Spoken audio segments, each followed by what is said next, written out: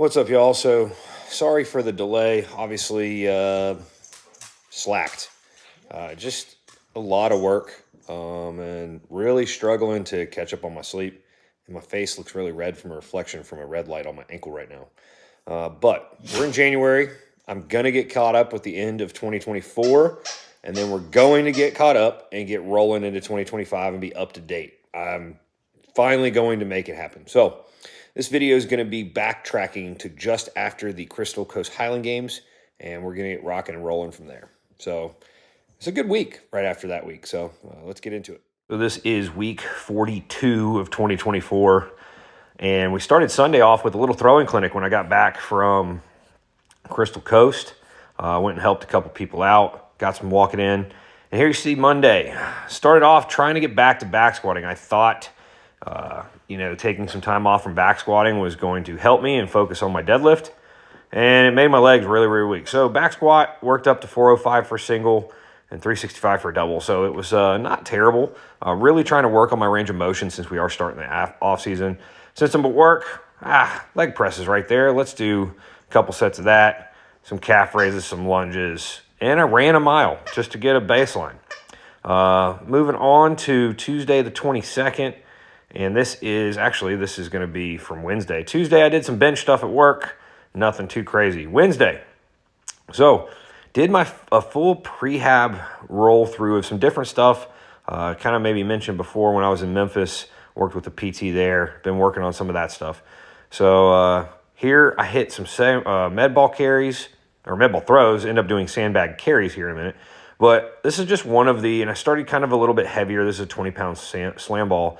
A little heavier, so a little slower as we're in the off season. So kind of rotational power and working some of that stuff that want to carry it over through the off season, at least at this point. I started with some of those GHD sit-ups you saw there. And I think I do get into right here, video on some of these sandbag carries. So did work up to the heaviest I ever have, and that is 275 for 50 feet. I think this is the 225 or 250. I think I left a bunch of them in there. But 275 for 50 feet, something I'm going to start incorporating in maybe once every 3-ish weeks, I think, is my plan. And that being preparation for some stone stuff. So if you followed along enough, I'm going to eventually try to do some stone stuff. That was probably 250, I think. This first set, doing the 275, no chalk made it way worse. Actually, I think that was a few weeks prior. The no chalk kind of was no fun. But chalking up just a little bit for those sandbags made them a world of difference. A lot more manageable, so I think I'm going to have to end up getting a little bit bigger bag. So that's the 275 is how slow I was walking there. And finished off with a 200-pound bag in there. I sped this one up for 100 feet. So down and back twice, or down and back 200 feet. Why not write 100 feet? Basically roughly 200 feet on that one. Moved in some deadlifts, 5 sets of 3 at 375 or 3 reds on there. 170 kilos, just kind of staying with it, reintroducing it. I've been still fighting a lot of this sciatic pain in my right glute, tightness and stuff like that. And it's like, sometimes I don't feel it. Like deadlifting, it's like I don't really feel it till maybe I'm done or fatigued. Or I also feel it really driving's the worst. Hit inverse curl, glute ham, and some leg extensions kind of finish off this session. Actually, I kind of changed this angle here, trying to work on my back position, not being lazy on my deadlifts. And I'm trying to remember what I have in here coming up in the next few days. So the next day was, here's an inverse curl. Now this is I'm going to say the infamous inverse curl. So 2 reds, jumping back into it. This one actually really pissed off that hamstring and glute. I remember this now. 2 reds is getting there for me. I started like when I first got on the machine at 3 reds. And so the less weight you add, or the more weight, the more assistance. So less weight, the more close to body weight. And wanted to do a, eccentric version of a hamstring curl, essentially, what I really wanted to focus on here. But inverse curl pissed it off, that sciatic issue. I mean, and yes, I was hard-headed enough to go ahead and do glute ham roller leg curls right after that. But Thursday, moving in the next day, got in some overhead press, nothing special, some other shoulders and some pull-ups and stuff like that. Just a general upper body day. Now, I actually left this full workout, kind of full warm-up and all my warm-ups in there For my Friday lift, I ended up doing a snatch and clean and jerk. I just wanted to kind of reintroduce the full movements. And so this is the actual barbell warm-up I'm kind of going over.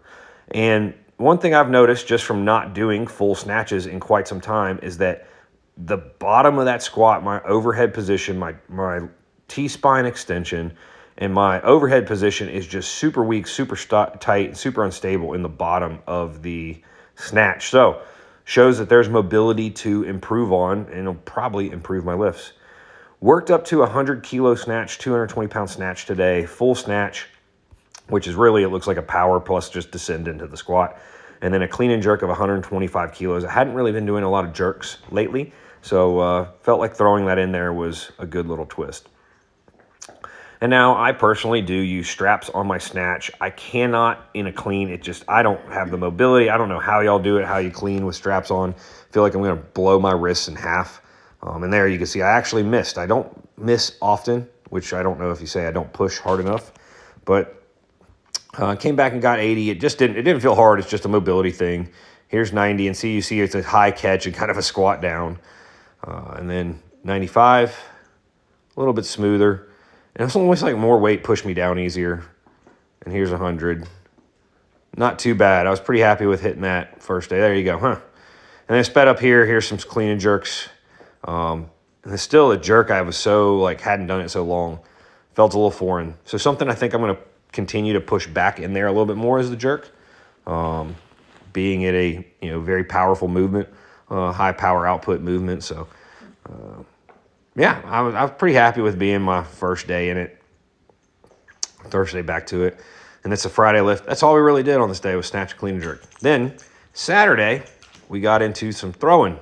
So I threw the spinning wob with a 49, then some standing wob with a 49, and then some short chain one turns. So the wob weight one turns with the 49, and then some 28-pound one turns just to pick. This is off-season, day one of throwing, just to pick it up and kind of throw some stuff. Spinning wob was something different. I thought it would just be a fun little off-season challenge and see if I like it, see if I get anything out of it. I don't expect it to be what I do because I still can stand wob higher and easier than I can spinning. So you're going to go to competition and do what you can do best. I don't think it's a terrible thing at my level of experience to maybe practice. Some people that are earlier in their careers, I don't know if it's best unless you're just going to commit from the gate. But not every game allows it, so you might want to practice some standing wob as well. There's that 125, and here comes some of this spinning. I had to really figure it out. Kind of started very easy. I think like the first couple throws here at like 10 feet. Trying to figure out how I want to kind of cast this thing. I know like I used to kind of do it, and I don't like how I pull off to the side there at the front. I kind of need to be stronger. But, and kind of had to find a way, like how do I do this? And how do I make it kind of more in between? And for me, kind of like a weight for distance cast, just a little bit different angles, much more steep here. And what I kind of do is personally, I kind of think about casting the weight. I kind of watch it cast over the bar before I let it come down. And it's a little more unconventional. You'll see how I kind of do it. I kind of warm up, stand up here. This is just like a weight for distance. And I kind of let my left foot kind of travel more towards the front and then go through the actual cast. So it's kind of a little bit more untraditional. And there you see I'm not comfortable with this first day doing it. I think I did clear 15 feet with the 49, which is nothing spectacular, honestly. I only took 8 total throws and just kind of went up.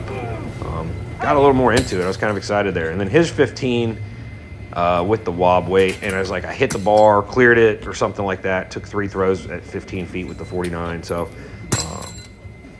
felt better doing standing. So, I've done that a lot more is probably why. But what I'm hoping a little bit is training the spinning wob is maybe going to help my weight for distance.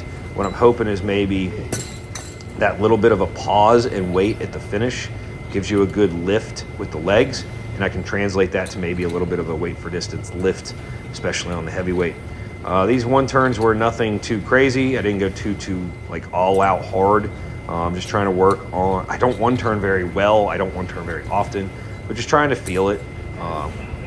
So, I mean, from a technical standpoint, these are probably not the most technical. I can see like finish looks a little funky on those, but and then here's the 28. These were definitely not all out because it's not that part of the season. Not part to go all out on one turns. And it was first day kind of back doing them.